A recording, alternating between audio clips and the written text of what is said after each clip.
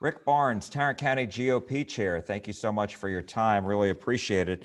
So what do you make of the fact that it looks, as of right now, that former Vice President Joe Biden may very well win the White House, and it looks like he's ahead in Tarrant County? Well, we're still watching the numbers in Tarrant County, of course. We've still got numbers to come in. They're still counting, and we're on top of that process with them. So we aren't quite ready to call that for Tarrant County yet. We'll watch them and see how it comes in. We think we'll have more announcements on that later this afternoon. Overall, how would you say the county Republicans fared on Tuesday night? Is Tarrant County still solidly Republican if Joe Biden beats Donald Trump in Tarrant County?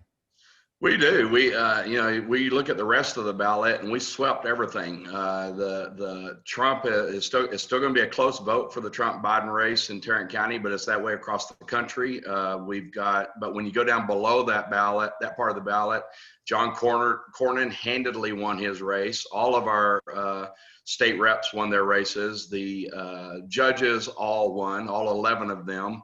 And so we had a few losses here and there on the ballot, but there's no way to indicate that because of those losses that Tarrant County is anything less than red. The major positions are still Republican-led. The county is still Republican-led, and we aren't going to let the Democrats claim victory over anything whenever the state of Texas is still giving their entire count to Donald Trump in the Electoral College. And so we still feel very comfortable about where we are and the results of the election on Tuesday. Rick, let me ask you about, because John Cornyn not only got more votes in Tarrant County than President Trump, he did so throughout the entire state. Statewide, it was like 71,500 or so more votes. Why do you think that is? Well, I think the reality is that the message that was being shared by his opponent, the message of direct socialism, the message of getting rid of the oil and gas industry, the message of literally taking people's rights away with the Second Amendment, her position on abortion, those messages are not selling in Tarrant County, but they aren't even selling in the state of Texas. And I think that's pretty clear to people that we went through this exact same conversation in 2018 when Robert Francis O'Rourke was trying to carry that same message, and he lost the state. And so I think in Tarrant County, we admittedly have a little work to do in helping people understand that Tarrant County is a big part of the state, a big part of the player in this conversation. But statewide, we still stand very strong on our Republican principles in this state. But why do you think that John Cornyn got more votes than the president did? Because usually the top of the ticket gets more votes. That's how it's always been in Texas historically. So what was different this time? Yeah, and I think that's a good question. I think it's worth us having some review with that after we get out of that, actually counting these ballots. We've actually already started our review of the election. We've already started talking about 2022 and what we need to do to prepare for that. And this will certainly be a part of our conversation. I think it's a little bit early for us to give analysis to it or give excuses or to the process. So we're going to start those conversations immediately and try to figure out what that means.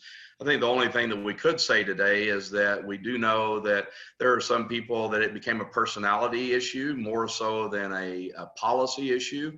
And unfortunately, people that vote on personalities are going to quickly realize that was a bad way to vote, because the policy mindset that the Biden-Harris ticket brings with them is going to be just as bad as any of the rest of the people down the ballot. And it's just an issue of personality. And that's probably what we're going to end up finding as we look further into the conversation. And just one more thing on that. So is this a case where some Republicans either didn't vote for president, or they voted for Biden, or Democrats crossed the aisle and voted for Senator Cornyn? Probably a combination of all three of those. As we look at the numbers, we'll have to ask those questions and figure that out. But certainly, when you look at numbers, you have to answer for those numbers somehow. And that's on a flat number basis. That's probably part of the reality, is all three of those. Let's talk about the 24th Congressional District. It looks right now that Beth Van Dyne is going to be the next member of Congress for that district, thanks to Tarrant County Republicans. Is that what it looks like to you at this point? Is there any way for Candace Valenzuela to come back that you see? We do not think so at all. In fact, we're waiting on Valenzuela to actually concede that race. She should have done that already. The numbers are clearly not in her favor. Beth Van Dyne's team has looked at those numbers. The only reason she came out and declared victory was because it was very clear that she's got that race hooked up.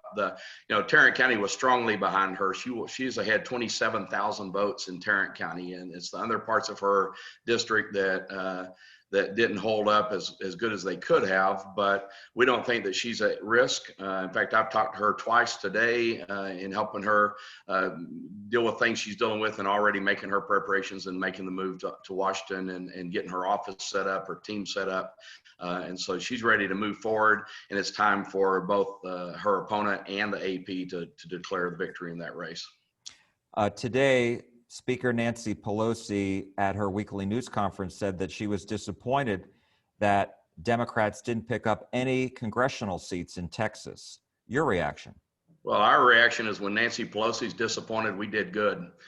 We really don't judge anything we do based on Nancy Pelosi's opinion of it, about her thoughts on anything. She is a part of what's wrong with Washington, D.C., and we're going to continue to provide her with leadership from the Republican side so that we recognize that we can move forward as a country despite her leadership in the House. Democrats, the Tarrant County Democratic Party Chair, Deborah Peoples, blamed the Democrats' messaging and for not getting out and doing door-to-door, having the ground game. Your reaction? I think that's a fair assumption on her part. They did not have a ground game. We did. But I think the bigger overarching reaction is you've got to work to win elections. You got to deserve the vote. And I think her candidates don't deserve the vote. And whether that's work or whether they're carrying a bad message. Again, I think their message is detrimental to Tarrant County. It's detrimental to the state of Texas and the money that was pumped in. I think that money by itself ends up working against you because eventually there's a pride in Texas that says very clearly we're not for sale. And we're not going to let the money flowing in make that kind of a difference in a race. It's all about the ideology of the candidate, and the ideology of the people on her ballot doesn't meet what Tarrant County and or what Texas needs to make itself profitable moving forward.